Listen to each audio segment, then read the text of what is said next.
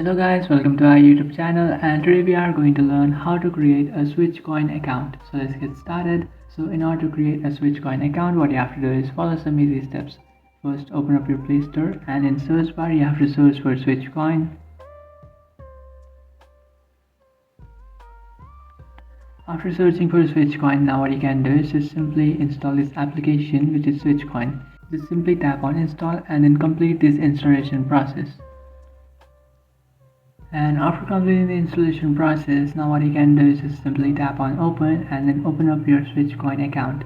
And now in order to create an account, you just have to tap on sign up with Google.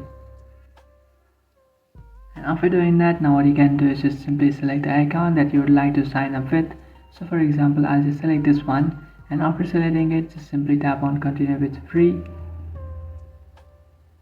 And after doing that, now what you can do is just simply tap on access physical activities. And now if you want to allow your physical activities, just simply tap on allow. So I'll just recommend you to allow it because the SweatCoin application provides you points according to the physical activities. It will calculate your steps and then give you points according to that. So just simply allow it and then simply tap on Google Fitness allow and then tap on allow steps. And then simply tap on allow steps counting and then tap on allow.